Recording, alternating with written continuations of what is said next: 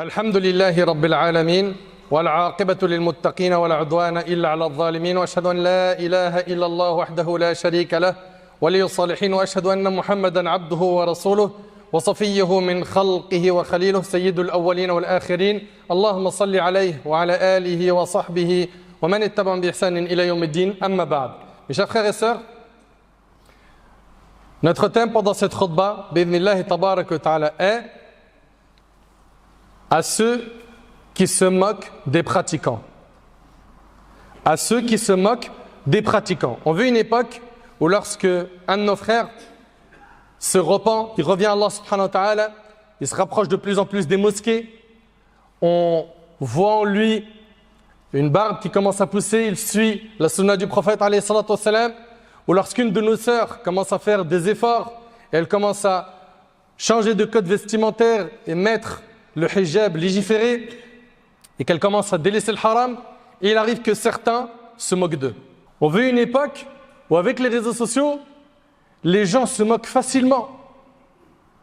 Et ils vont prendre un frère qui a fait une erreur, ou pas, une sœur qui a fait une erreur, ou pas, et ils vont la lyncher sur le net.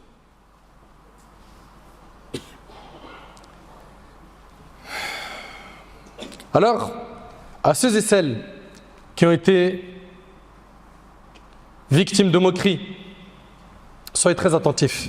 La première chose qu'on vous recommande, c'est d'être très patient. C'est d'être très patient. Les prophètes et messagers qui sont les meilleurs hommes, ils n'ont pas échappé aux moqueries. Donc, garde en tête que la première des choses, c'est que tu dois être patient. Et la deuxième chose, continue à pratiquer ta religion comme tu le fais jusqu'à aujourd'hui. Continue à faire da'wah comme tu fais jusqu'à aujourd'hui.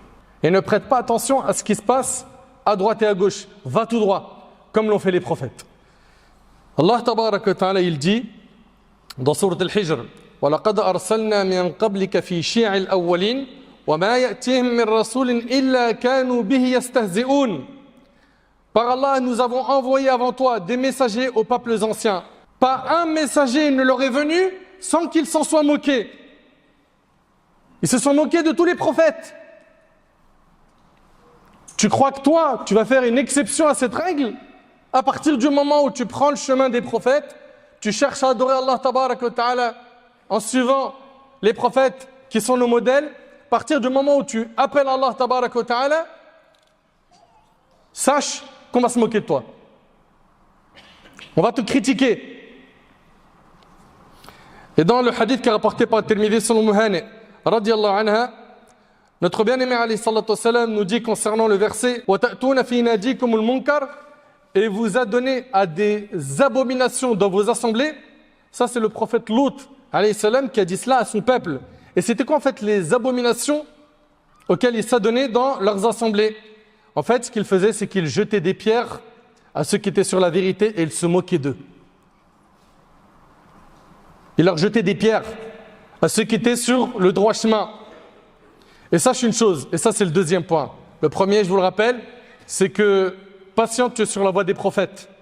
Le deuxième, c'est que sache que ceux qui se moquent de toi pour ta pratique religieuse, Allah tabaraka wa ta'ala a déjà parlé d'eux.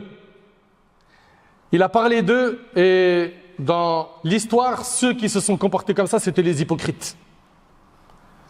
Ceux qui se sont moqués des pieux, des pratiquants, étaient les hypocrites.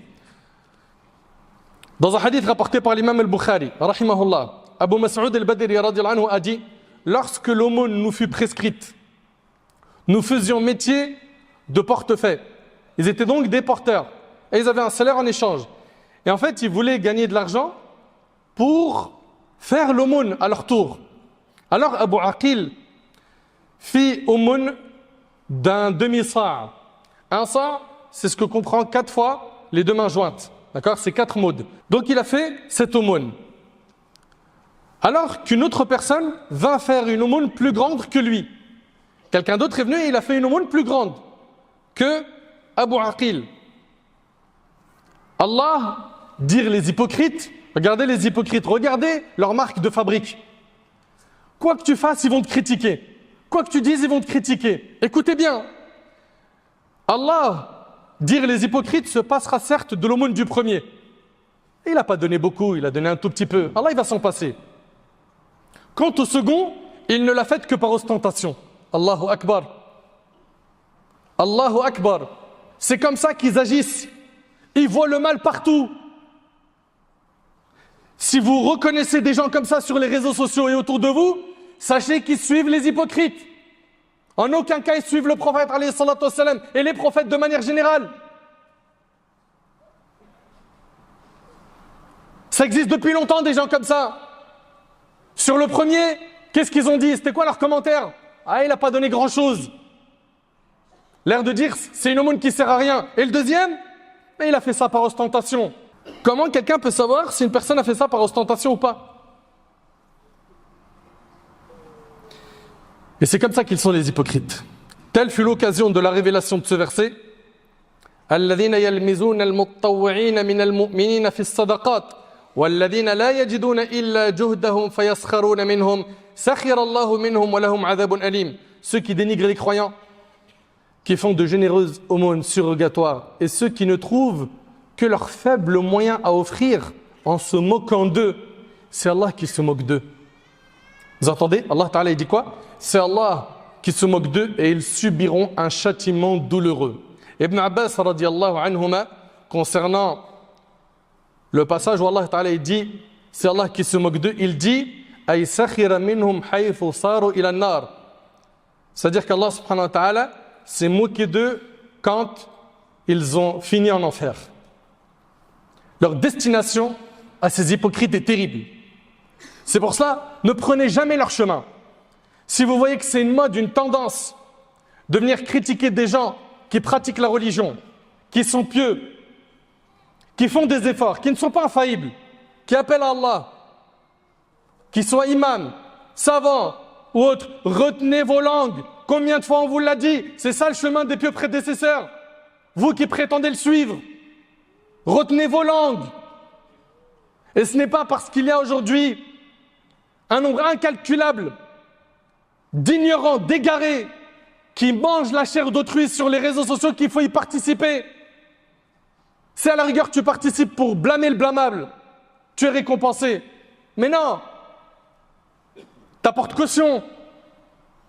Tu deviens un maillon de la chaîne qui transfère l'information sans vérifier, sans rien. Et combien de ces critiques ne sont pas justes, sont de la médisance, de la calomnie, de l'injustice. Ça, c'est le chemin des hypocrites. Notre bien-aimé alayhi salatu wassalam a dit, et j'aimerais que vous soyez attentifs à ce hadith, il a dit alayhi salatu wassalam dans le hadith rapporté par l'imam al-Tirmidhi, selon Mu'adh ibn Jabal radiyallahu anhu, quiconque se moque de son frère pour un péché qu'il a commis. Quiconque se moque de son frère pour un péché qu'il a commis ne mourra pas sans le commettre à son tour. Allahu Akbar. Tu te moques du péché de ton frère, le prophète dit tu ne mourras pas avant de commettre le même péché avant de mourir. Allahu Akbar. Si Allah subhanahu wa ta'ala humilie, si Allah azza wa jalla humilie de cette manière, celui qui s'est moqué de son frère pour un péché, mais qu'en est-il de celui qui se moque de son frère ou de sa sœur parce qu'ils ou elles sont pratiquants?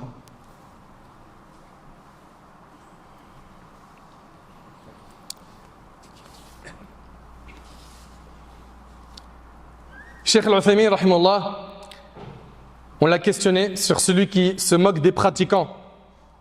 Des pratiquants qui mettent en pratique donc la religion d'Allah, la sunna du prophète sallam. Il a dit, le fait de se moquer des pratiquants parce qu'ils pratiquent, c'est haram. C'est haram, c'est interdit, t'as des péchés.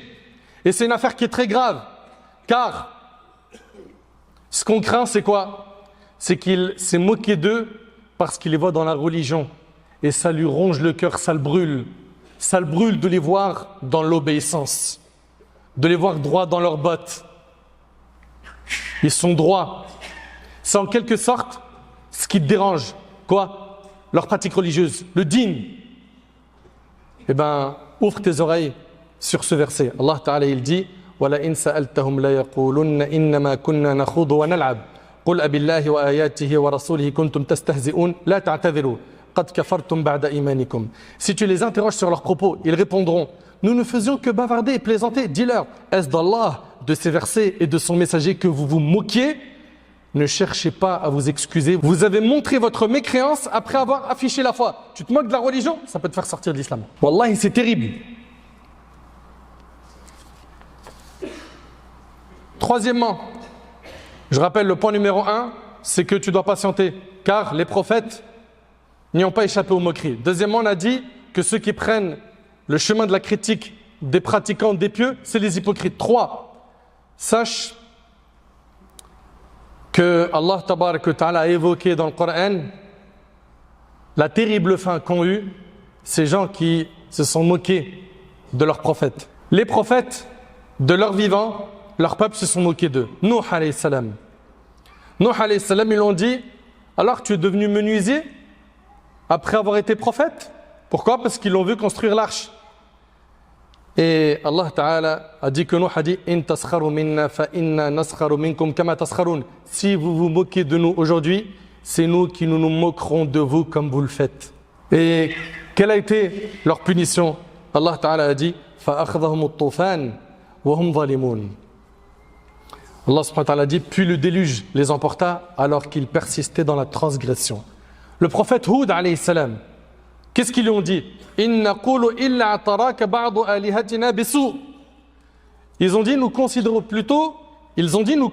plutôt qu'une de nos divinités t'a affligé d'un mal. Et ils lui ont dit قالوا يا هود ما جئتنا ببينة وما نحن بتاركي آلهتنا عن قولك. Ô Hud, tu ne nous apportes aucune preuve manifeste. Nous n'abandonnerons pas nos divinités sur ta simple parole. Et nous ne croyons pas en toi. Allah subhanahu wa ta'ala a révélé ce qui leur est arrivé. وَفِي عَادٍ إِذْ أَرْسَلْنَا عَلَيْهِمُ الرِّيحَ الْعَقِيمَ. Ad, lorsque nous avons déchaîné contre eux le vent ne comportant aucun bien. Voilà comment ils ont été punis. Ils se sont moqués du prophète Salih. وَقَالُوا يَا صَالِحْ ائْتِنَا بِمَا تَعِدُنَا إِن كُنْتَ مِنَ الْمُرْسَلِينَ. Vous savez qu'ils ont tué la chamelle à l'époque du prophète Salih. Ils n'avaient pas le droit de faire cela. Ils ont ainsi transgressé l'ordre d'Allah et ils ont dit ô Salih, fais survenir ce dont tu nous menaces si tu es du nombre des envoyés. Ils ont dit également قالوا يا صالح قد كنت فينا مرجوا قبل هذا. Ô Salih, tu étais auparavant un espoir pour nous. Leur punition. وأخذ الذين ظلموا الصيحة فأصبحوا في دارهم جاثمين. Le cataclysme saisit les transgresseurs et tous gisaient ensuite dans leur demeure face contre terre. Le prophète Lut alayhi salam, فما كان جواب قومه إلا أن قالوا أخرجوا آل لوط من قريتكم. Pour toute réponse, son peuple dit expulsez Lut et sa famille de votre cité. Ce sont des gens qui veulent rester purs. Le Qurtubi il dit, rahimahullah, il dit cela par moquerie. Ils ont dit également la in lam tantahi ya Lut la takunanna min al-mukhrajin. Lut, si tu ne cesses pas, tu seras banni. Qu'est-ce qui leur est arrivé? فَجَعَلْنَا عَالِيَهَا سَافِلَهَا وَأَمْطَرْنَا عَلَيْهِمْ حِجَارَةً مِّن سِجِّيلٍ. Nous renversâmes la cité et fîmes pleuvoir sur elle des pierres d'argile. Le prophète Shu'aib, on s'est moqué de lui. قالوا يا شعيب ما نفقه كثيرا مما تقول وإنا لنراك فينا ضعيفا. الآية. Ô Shu'aib, nous ne comprenons pas grand-chose à ce que tu dis et te considérons comme faible parmi nous. Le peuple de Shu'aib, qu'est-ce qui leur est arrivé? فأخذهم عذاب يوم الظلة إنه كان عذاب يوم عظيم. Mais ils le démentirent et le châtiment du jour de la nuée s'abattit sur eux. Ce fut le châtiment d'un jour terrible. Concernant le prophète Muhammad sallallahu alayhi wa sallam, Allah Ta'ala dit وَإِذْ رَآكَ الَّذِينَ كَفَرُوا إِن يَتَّخِذُوكَ إِلَّا هُزُوًا. Quand les infidèles te voient, ils te prennent en dérision, en moquerie. On voit ici à travers tous ces versets qu'on s'est moqué des prophètes. Et là justement, on entame le quatrième point qui est conseil à celui qui a reçu des moqueries. La première des choses, garde en tête que tu dois être très patient. Très patient et rappelle-toi que ça a été l'attitude qui a été adoptée par les prophètes et messagers. Et ils ont patienté. Ils ont patienté face au tort qu'ils ont reçu. Allah Ta'ala dit وَلَقَدْ كُذِّبَتْ رُسُلٌ مِّن قَبْلِكَ فَصَبَرُوا عَلَى مَا كُذِّبُوا وَأُوذُوا. Al-Aya. Des messagers avant toi ont été traités de menteurs, mais ils ont enduré avec patience d'être démentis et persécutés. Après la patience, continue à pratiquer ta religion et ne cherche à satisfaire qu'Allah. Ne cherche à satisfaire qu'Allah. Peu importe si autour de toi les gens ne sont pas satisfaits parce qu'ils aimeraient te voir égaré comme eux. On a énormément de frères et de sœurs qui critiquent les pratiquants parce qu'ils sont frustrés de ne pas pouvoir être comme eux. Parce que leur rêve, c'est que tout le monde reste dans un niveau médiocre dans la pratique religieuse. Mais le fait de voir leurs frères s'élever, quitter le haram, quitter la drogue, quitter la délinquance, quitter la fornication, ça les tue. Eux, ils veulent que tu sois avec eux dans le trou. Et c'est pour ça que tu vas recevoir des pics. Ah, regarde, il commence à faire le muse. Il va à la mosquée maintenant. Il a écouté 3 rappels sur TikTok. C'est un imam. Mais les prophètes, ils ont entendu des moqueries. Ça te choque en quoi? Tu suis la voie des prophètes. Continue et tiens bon à ta religion. Ne cherche qu'à satisfaire Allah. Et le jour où tu vas chercher à satisfaire tout le monde, en délaissant la satisfaction d'Allah, tu auras gagné quoi? Effectivement, tu auras peut-être gagné la satisfaction des gens, mais tu auras perdu la satisfaction d'Allah. Et tu auras gagné la colère d'Allah. Aussi, et ça c'est le 3e point qu'on te conseille. On a dit, sois patient, continue à pratiquer ta religion et garde en tête qu'Allah tabaraka wa ta'ala va t'apporter son soutien. Que si tu traverses une épreuve difficile parce que tu as commencé à pratiquer la religion, sache qu'Allah subhanahu wa ta'ala va t'apporter son soutien. Et surtout, à ceux et celles qui appellent Allah subhanahu wa ta'ala d'être très solides. Ceux qui appellent Allah subhanahu wa ta'ala, et c'est un conseil que je me donne, ainsi qu'à mes frères, modestement, qui sont dans la da'wah, ce chemin-là de la da'wah, il faut y être très solide. Il ne faut pas que les critiques des uns et des autres vous touchent. Ça ne doit pas t'atteindre. Pourquoi? Parce que toi, tu appelles Allah, tu n'appelles pas à ta personne. Ça, c'est un point hyper important. Celui qui appelle Allah subhanahu wa ta'ala, il n'appelle pas les gens à lui. Il appelle les gens au message. Au message. Donc si tu vois que demain, en ayant publié un contenu qui satisfait Allah sur ton compte YouTube ou autre, les gens ils commencent à se désabonner, ça ne doit rien te faire. Parce que tu n'es pas là pour désabonner. Tu n'es pas là pour du buzz, du like. Tu n'es pas là pour gagner le cœur des gens. Tu n'es pas là pour que les gens t'aiment. Tu es là pour que Allah t'aime. Si les humains ils t'aiment, alhamdoulilah, ils t'aiment pas, tu vas tout droit comme le prophète sallallahu alayhi wa sallam. Le prophète sallallahu alayhi wa sallam, c'était pas difficile à son époque. À Taïf, on lui a jeté des pierres. On l'a insulté. De son vivant, il a entendu des calomnies. On a touché à son honneur. On l'a traité de menteur, de magicien. Le prophète sallallahu alayhi wa sallam n'a pas accordé d'importance à tout cela. Il a continué sa mission. Et donc que quelqu'un vienne aujourd'hui attaquer les imams, comme ça se fait aujourd'hui, c'est devenu une mode. Sachez que vous avez pris le chemin des hypocrites, qui ont combattu les prophètes et la da'wah. Craignez Allah, repentez-vous. Réveillez-vous de votre insouciance. Vous êtes en train de critiquer des gens qui, eux, sont en train d'appeler Allah subhanahu wa ta'ala, qui ont passé un nombre d'heures incalculables à apprendre le Coran, les hadiths du prophète sallam, à sacrifier leur temps face aux livres, face aux examens avec leurs chouyours, dans leurs universités, dans leurs classes avec leurs profs. Et toi, tu es là dans ton confort, sur TikTok, en train de boire une boisson et tu es en train d'insulter en commentaire. Vous n'avez pas honte? C'est le monde à l'envers. Jusqu'à ce qu'on arrive à un stade où des pervers, des gens éloignés de l'obéissance d'Allah, on leur demande « Qu'est-ce que tu penses de tel imam ?» Le monde à l'envers. C'est plus les imams qu'on concerte face à ces gens qui appellent à l'égarement, c'est l'inverse.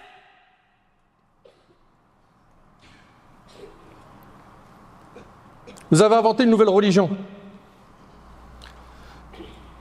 Donc voilà, celui qui appelle Allah subhanahu wa ta'ala, que ce soit des critiques non construites ou des éloges, il n'y accorde pas d'importance. Il va tout droit, il ne calcule pas tout cela. Et Allah ta'ala il dit وَالَّذِينَ اتَّقَوْا فَوْقَهُمْ يَوْمَ الْقِيَامَةِ. Mais ceux qui craignaient leur Seigneur seront élevés au-dessus d'eux au jour du jugement. Ils seront au-dessus de ces gens qui se moquent, de ceux qui se moquent des croyants.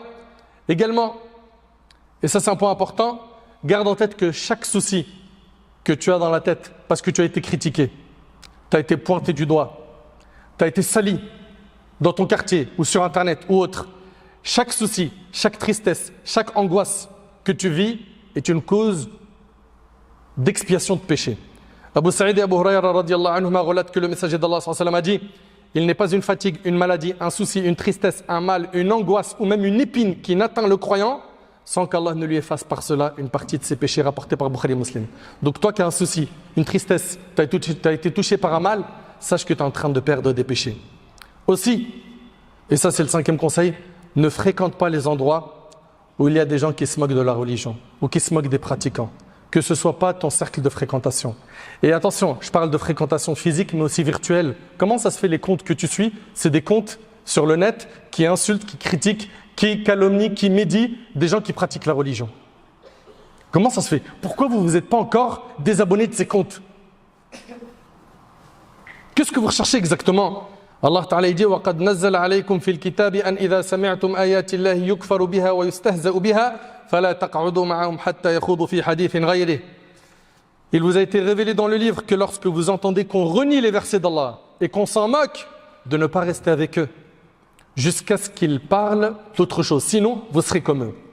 Aussi, 6e point, conseille ceux qui se moquent des pratiquants dans la mesure du possible. Ne le laisse pas comme ça. La religion ne te dit pas « mange la moquerie, fais rien ». Non, conseille-le, va vers lui. Ou appelle quelqu'un qui le connaît ou qui a une importance dans son cœur pour qu'il soit conseillé. Ne laissez pas le blâmable comme ça sans rien faire. Faites le nécessaire pour le changer, pour même apporter une réponse dans le cas où il y a une calomnie, un mensonge. Également, et ça c'est l'avant-dernier point, c'est le fait de ne pas nous retrouver, nous, dans une situation où on peut être exposé à des moqueries et à des critiques. C'est-à-dire quoi? C'est-à-dire que tout comme nos frères doivent penser de nous du bien, et ils n'ont pas le droit de nous critiquer, nous on ne doit pas tendre la perche, le bâton, pour se faire taper dessus. Mais explique-moi, ne te retrouve pas dans une situation douteuse où les gens vont commencer à douter de toi et qui vont commencer à penser du mal de toi. Omar ibn Khattab radiyallahu anhu a dit: celui qui s'expose aux accusations, qu'il ne blâme pas celui qui pense du mal de lui. Vous entendez? C'est Omar. Celui qui s'expose aux accusations, c'est-à-dire il s'est lui-même mis dans une situation qui est très douteuse, très limite, où on peut l'accuser.